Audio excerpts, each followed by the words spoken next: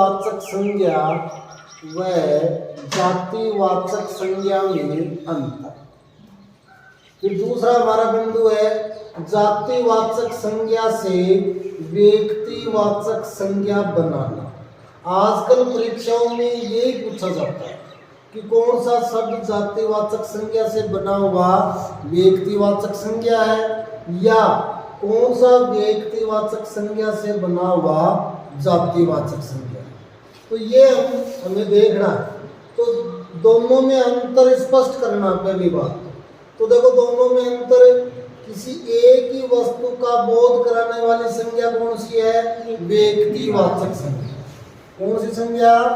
व्यक्तिवाचक संज्ञा। ये ध्यान रखना, एक ही वस्तु का बोध कराने। व्यक्ति शब्द का अर्थ क्या होता है? एक। फिर दूसरा, एक से अधिक वस्तुओं का बोध कराने वाली संज्ञा। कौन सी संज्ञा है?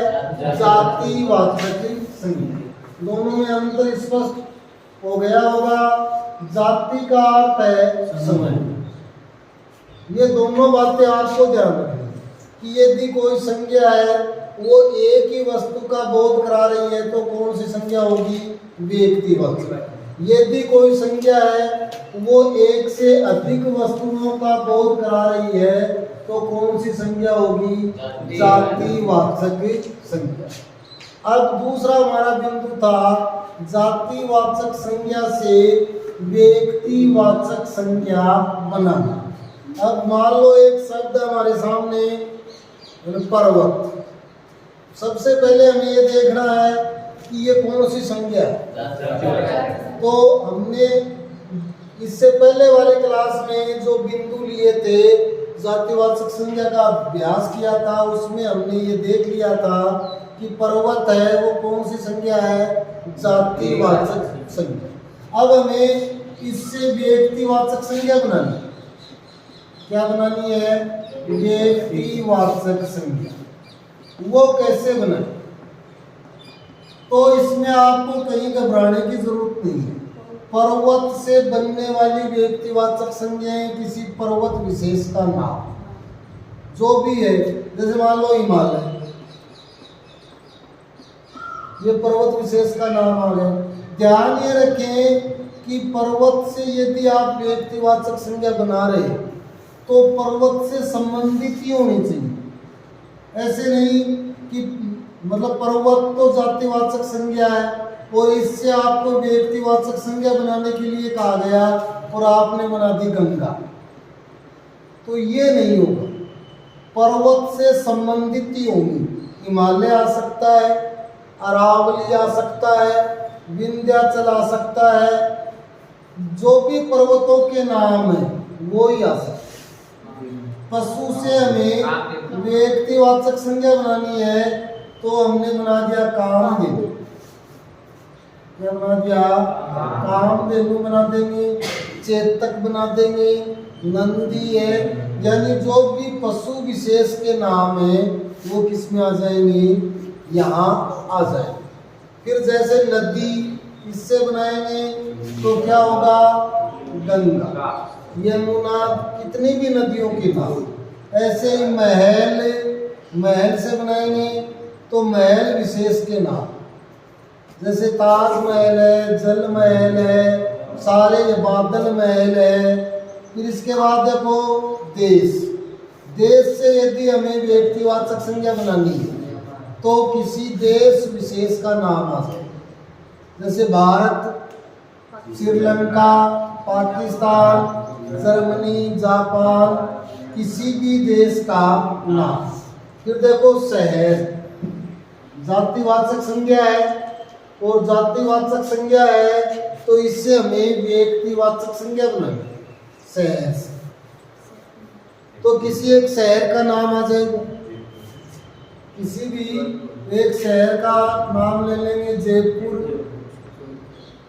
जोधपुर, जो भी कोई भी एक शहर का नाम। ऐसे ही बाजार, हाँ, तो बाजार से हम बनाएंगे तो आ जाएगा आपका जोहरी बाजार, मीना बाजार,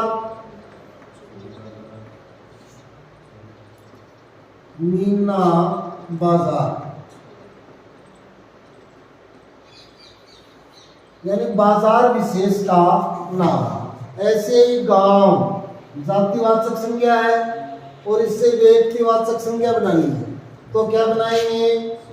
किसी गांव विशेष का नाम, जैसे सबलपुर, मामड़ोली, बोरावड़, मकराना, जो भी। इसके बाद देखो ग्रंथ, जातिवाचक संज्ञा है लेकिन इससे व्यक्तिवाचक संज्ञा बनाएंगे, तो किसी भी ग्रंथ विशेष का नाम, जैसे आपका गीता, रामायण, महाभारत, रामचरितमानस, कोई भी ग्रंथ, बाइबिल, पृथ्वीराज रासो, कोई भी किसी ग्रंथ विशेष का नाम। फिर अगला शब्द हमारा झील। झील जातिवाचक संज्ञा है और इससे व्यक्तिवाचक संज्ञा बनाएंगे, तो क्या बनेगा? किसी भी झील का नाम, जैसे सांबर है, फतेह सागर है, अन्ना सागर है, और बहुत सारी जितनी भी झीलें हैं, झील विशेष का नाम आ जाए। इसके बाद देखो चोटी, तो किसी चोटी विशेष का नाम लिख के बना दो। चोटी जातिवाचक है और इससे व्यक्तिवाचक बनाएंगे, तो जैसे गुरु शिखर है, शेर, जरगा, हमने चोटियों के बारे में बहुत बात कर ली। ऐसे ही अगला शब्द मीनार। मीनार है वो जातिवाचक संज्ञा है और इससे व्यक्तिवाचक बनाएंगे, तो आपका हो जाएगा कुतुब मीनार। इसके बाद देखो शब्द है राज्य। राज्य से बनाएंगे तो किसी राज्य विशेष का नाम। राज्य जातिवाचक है और राज्य विशेष का नाम क्या हो जाएगा? जैसे राज्य से हमने बना लिया राजस्थान। इसके बाद है प्रदेश। प्रदेश से भी राज्य का ही समानार्थक शब्द है प्रदेश, तो इससे हम बना लेंगे जैसे मध्य प्रदेश, आंध्र प्रदेश, उत्तर प्रदेश, जो भी। और प्रदेश क्या है? जातिवाचक संज्ञा। अब यहाँ देखो एक बात देखिए हम कि जातिवाचक संज्ञा से व्यक्तिवाचक संज्ञा बनाना, लेकिन ये उल्टा भी दे सकता है कि व्यक्तिवाचक संज्ञा से जातिवाचक संज्ञा बनाना। तो फिर आपको ये देगा कि इससे बनाओ, ये व्यक्तिवाचक संज्ञा है, इससे जातिवाचक संज्ञा बनाओ, तो हमें स्पष्ट पता है किसका नाम है? नदी का नाम। तो यहाँ क्या लिख देंगे? दूसरा ये दे देगा कि मान लो इससे बनाओ भारत, तो क्या बनाएंगे? ऐसे ही ये दे देगा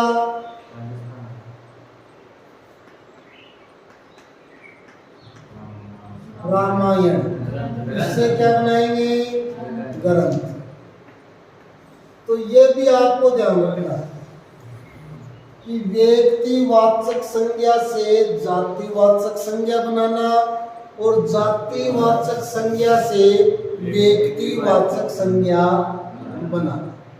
ये हमारा था व्यक्तिवाचक संज्ञा और जातिवाचक संज्ञा में अंतर स्पष्ट करते हुए जातिवाचक संज्ञा से व्यक्तिवाचक संज्ञा बनाना और व्यक्तिवाचक संज्ञा से जातिवाचक संज्ञा बनाना।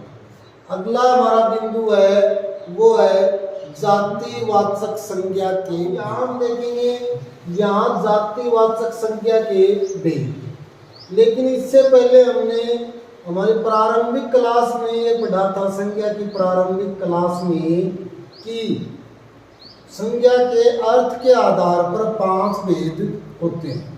उनमें से ये 2 भेद हमने लिए थे, द्रव्यवाचक संज्ञा और समूहवाचक संज्ञा। अब यहाँ देखो जातिवाचक संज्ञा के दो उपभेद माने जाते हैं। एक तो है आपका द्रव्यवाचक संज्ञा और दूसरा समूहवाचक संज्ञा। द्रव्यवाचक संज्ञा में आपको ध्यान रखना है कि द्रव्यवाचक संज्ञा को अगणनीय संज्ञा भी कहते हैं।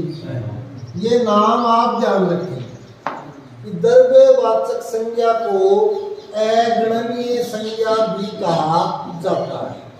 या इससे मतलब है कि द्रव्यवाचक संज्ञा शब्दों की गणना नहीं की जा सकती, गणना नहीं की जा सकती।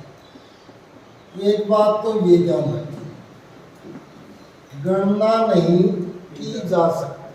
दूसरा, द्रव्यवाचक संज्ञा शब्दों का समूह नहीं बनाया जा सकता, ये ध्यान रखना है।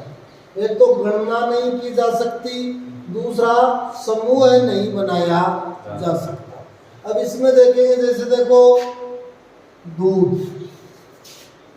पानी, नीर, जल, दही, मक्खन, लकड़ी, पत्थर, ये सारे शब्द हैं।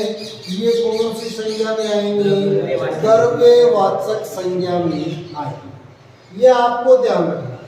दूसरा हमारा भेद है समूहवाचक संज्ञा, इसे गणनीय संज्ञा भी कहते हैं। ये एक बात देखो, दोनों में अंतर। ये अगणनीय संज्ञा कहलाती है और ये गणनीय संज्ञा कहलाती है, यानी इसकी गणना की जा सकती है।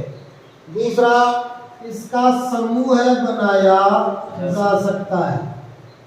और इनमें सब देखो, सेना, पुलिस, कक्षा, समिति, सभा, मंडल, लोग, भीड़, जत्था, यूथ, दरबार, दल, जनता, समाज, समुदाय, ऐसे संगठन, जो भी समूह वाले शब्द होंगे। देखो स्पष्ट सा हमें लग रहा है कि सेना किसी एक या दो या पांच व्यक्तियों को सेना नहीं कहते, बहुत सारे व्यक्तियों का समूह है, वो सैनिकों का समूह है, वो क्या कहलाता है? सेना कहलाता है। ऐसी कक्षा, एक बच्चा की कक्षा हो तो उसे कक्षा नहीं कहते, कक्षा का सीधा सा मतलब है क्या है? समूह है। ऐसे समिति, सभा, ये सारे शब्द हमें किसका बोध करवा रहे हैं? समूह का बोध करवा रहे हैं। इसलिए कौन सी संज्ञा है? समूहवाचक संज्ञा। ये शब्द हैं, ये सारे किसका बोध करवा रहे हैं? हाँ, किसका बोध करवा रहे हैं? द्रव्य का बोध करा रहे हैं। इसलिए कौन सी संज्ञा है? द्रव्यवाचक संज्ञा। लेकिन अब एक बात आपको यहाँ ध्यान रखनी है, और वो ये है कि मान लो एक शब्द आपके सामने आ गया दूध, और ये पूछ गया इसमें कौन सी संज्ञा है? भाई दूध है, इसमें विकल्प है द्रव्यवाचक। आपका प्रश्न है दूध शब्द में कौन सी संज्ञा है? दूसरा है विकल्प समूहवाचक, तीसरा विकल्प है जातिवाचक, और चौथा विकल्प है व्यक्तिवाचक। दूध शब्द में कौन सी संज्ञा है? तो कौन सी संज्ञा है? कौन सी है? द्रव्यवाचक। लेकिन मान लो ये है ही नहीं, और विकल्प है भाववाचक। अब क्या करें? अब उत्तर क्या हो जाएगा? जातिवाचक। बात समझ में आ गई? यदि विकल्प में समूहवाचक या द्रव्यवाचक दोनों में नाम दिया हुआ हो तो ये हमें चयन करना है, वरना ये नहीं करना है क्योंकि ये भी किसका उपभेद है, जातिवाचक। यदि विकल्प में समूहवाचक नाम है तो हम उत्तर कर देंगे समूहवाचक, और यदि विकल्प में समूहवाचक नाम नहीं है तो उत्तर क्या हो जाएगा, जातिवाचक। जैसे मान लो ये शब्द आ गया, सेना में संज्ञा है और विकल्प यही है, भाववाचक, समूहवाचक, जातिवाचक और व्यक्तिवाचक, तो हमारा उत्तर क्या होगा, समूहवाचक। लेकिन ये है ही नहीं, ये मान लो यहाँ द्रव्यवाचक नाम, तो अब क्या करें, तो अब उत्तर क्या हो जाएगा, जातिवाचक। लेकिन एक शब्द है विद्यालय, विद्यालय, और विद्यालय में विकल्प आपके सामने जातिवाचक, दूसरा समूहवाचक, तीसरा द्रव्यवाचक और चौथा व्यक्तिवाचक। तो हमारा उत्तर क्या होगा, हाँ, कुछ लोग जातिवाचक बता रहे हैं, कुछ लोग समूहवाचक बता रहे हैं, तो हमारा उत्तर यहाँ होगा जातिवाचक। देखो विद्यालय का नया तो समूह बनाया जा सकता है, तो बहुत सारे विद्यालयों का समूह थोड़ी बना सकते हैं। यहाँ देखो इन शब्दों को, सेना इन समूह का नाम है, पुलिस समूह का नाम है, कक्षा समूह का नाम है, लेकिन विद्यालय, विद्यालय समूह का नाम नहीं है। तो मुझे ये बताओ, गेहूं, गेहूं में कौन सी संज्ञा है, समूहवाचक विकल्प है, समूहवाचक, द्रव्यवाचक, जातिवाचक और व्यक्तिवाचक। तो इसमें ध्यान रखेंगे, गेहूं कौन सी संज्ञा है, द्रव्यवाचक। यदि विकल्प में ये नहीं है तो उत्तर क्या हो जाएगा, जातिवाचक। ये आप ध्यान रखेंगे। ऐसे ही बाजरा आ जाएगा, यानी द्रव्य की अवस्थाओं के नाम है ये, गेहूं, बाजरा, ये खनिज पदार्थों में आते हैं, अनाज में आते हैं। तो आपको ध्यान रखना है कि इसमें आएंगे अगणनीय, यानी जिनकी गणना नहीं की जा सकती। इसी के साथ आपका जातिवाचक संज्ञा पूरा होता है। अब इसके आगे हम पढ़ेंगे भाववाचक संज्ञा। संज्ञा का तीसरा भेद है महत्वपूर्ण भेद है। परीक्षा में प्रश्न वहीं से आएगा।